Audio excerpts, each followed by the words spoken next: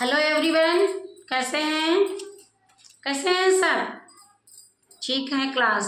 तो 9th class और 10th class दोनों आप व्याकरण सुमन निकाल लीजिए। सरस्वती व्याकरण सुमन, उसमें हम आपको पढ़ाने जा रहे हैं परीक्षा का भय। बहुत से बच्चे जब परीक्षा होने को आती हैं तो डर जाते हैं, कुछ परीक्षा ही छोड़ देते हैं, कुछ प्रवेश पत्र लेने ही नहीं जाते हैं। समझ रहे हो ना? तो उसी के बारे में आज हम आपको 250 शब्दों पर आधारित आपको निबंध पढ़ा रहे हैं। उसको पढ़ करके आप समझेंगे और अमल करेंगे, ताकि आपको जो भय लगता है वो दूर हो जाए आपका, और अच्छे से पढ़ाई करें साल भर। अब आप अच्छा, एक बात ये भी है कि आप क्यों नहीं परीक्षा में डरते हो। मैं जानती हूँ क्यों आप डरते हो, क्योंकि आप साल भर पढ़ते नहीं हो। और जैसे ही परीक्षा का टाइम आता, प्रवेश पत्र आपको मिलता है, आप सारी किताबें इकट्ठे करते हो, सारे पुराने वाले सैंपल पेपर इकट्ठा करते हो कि कौन सा पढ़ लूँ जो पेपर में आ जाए और मैं कर लूँ। तो अगर आप गरम गरम खाना बनाएं कुकर में और सीटी निकाल करके आप उसको सजाने के लिए रखें नहीं और गरम गरम खाएं, तो क्या करें? ये जीभ में छाले पड़ जाएंगे, इधर भी छाले पड़ जाएंगे, इधर भी छाले पड़ जाएंगे। मेरे कहने का मतलब ये है कि अगर आप तुरंत सारे नोट्स निकाल करके 1 महीने पेपर के रह गए और आपने पढ़ाई शुरू कर दी, तो कुछ नहीं आएगा आपको, कुछ नहीं आएगा।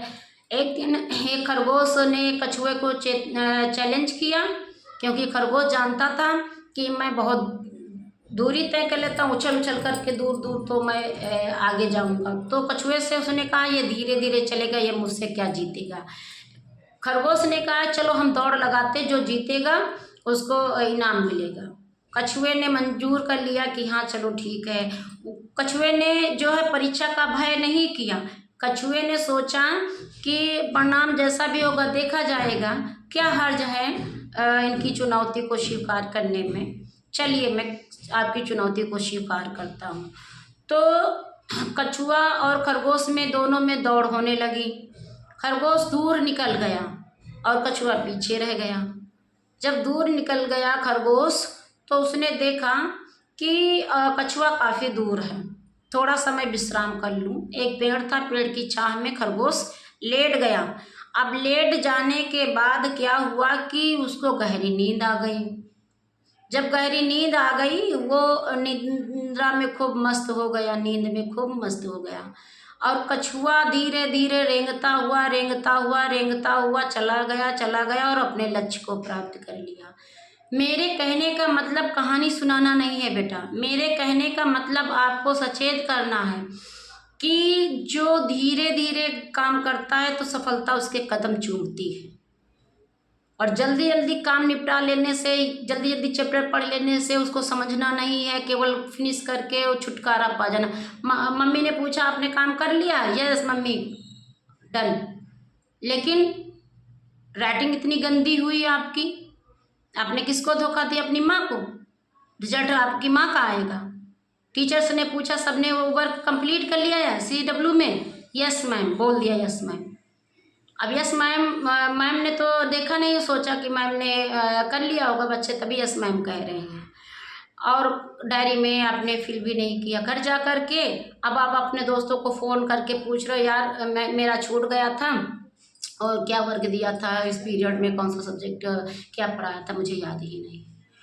मेरा कहने का मतलब ये है कि आप साल भर धीरे धीरे पढ़ो। 2 महीने 1 महीना रह जाने पर एग्ज़ाम के मत पढ़ो। पहले मस्ती करो, घूमो, मोबाइल चलाओ, दोस्तों में पार्टी करो, और उसके बाद आप क्या करो, परीक्षा नज़दीक आए पापा ट्यूशन लगा दो, अब डिस्टर्ब हो जाओ। तो ऐसे में रिजल्ट नहीं आता अच्छा।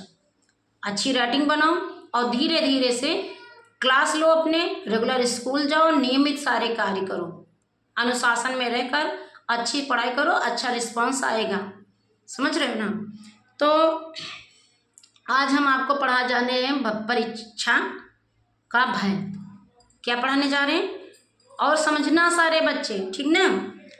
भय एक ऐसा भाव है जो एक व्यक्ति के लिए भयानकता की स्थिति उत्पन्न करता है। एक व्यक्ति को जिस स्थिति में भय लगता है जरूरी नहीं कि उस स्थिति से दूसरे लोगों को भय लगे। जरूरी नहीं कि आपको अगर डर लगता है तो दूसरे भी डरते हों, ऐसा नहीं है।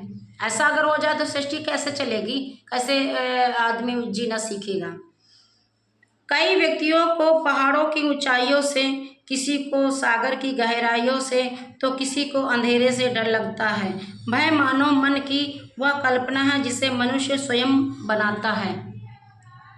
अगर आप भूत भूत कहने लगो तो हकीकत में आपको भूत दिखाई पड़ेगा, क्योंकि हर समय आप भूत भूत करते रहते हो।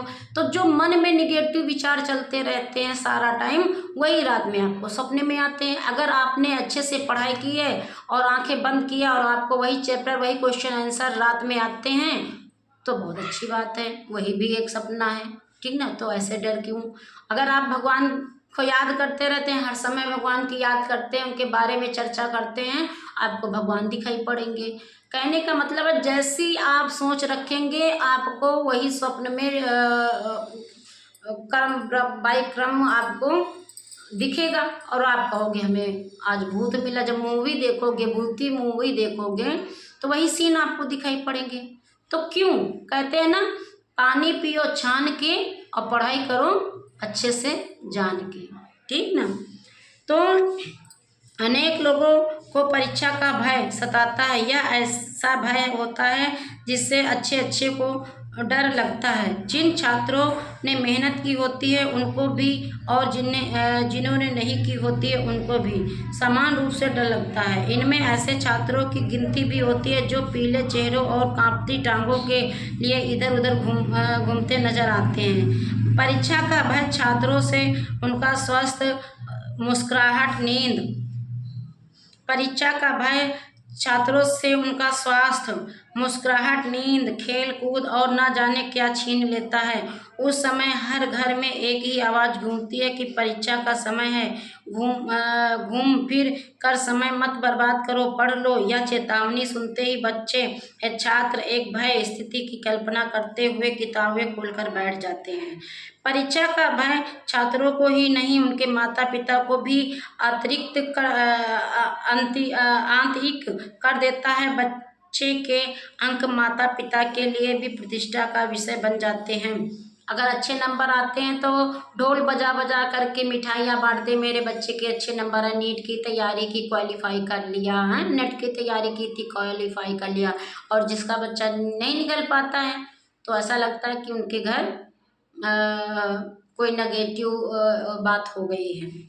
उनके माता पिता छात्र के साथ साथ उनके माता पिता की चिंता भी बढ़ती जाती है। कई माता पिता बच्चों की परीक्षा के समय अपने दफ्तर से छुट्टी तक ले लेते हैं बच्चे के अच्छे नंबर आने के लिए हैं कुछ माता पिता।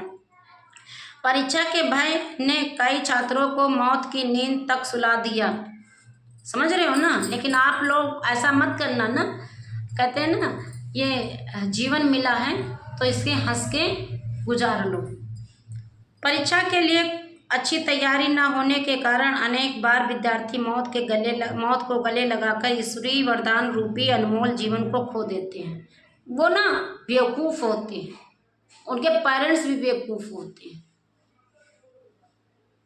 एक बार अगर आपने अच्छी मेहनत नहीं की, दोबारा आप मेहनत करो, अच्छे से निकल जाओ। लेकिन हमेशा जब मेहनत ही नहीं करोगे तो हार ही मानोगे ना। इन सब का कारण हमारी शिक्षा प्रणाली है जिसने छात्रों के अंदर यह भय उत्पन्न कर दिया। इसलिए विद्यार्थी को चाहे कि वह परीक्षा को अंक प्राप्त का लक्ष्य नहीं अपितु ज्ञान प्राप्ति का लक्ष्य बनाए। केवल किताबें पढ़ना नहीं, उसे सीखना, उसकी सीख लेना भी चाहिए।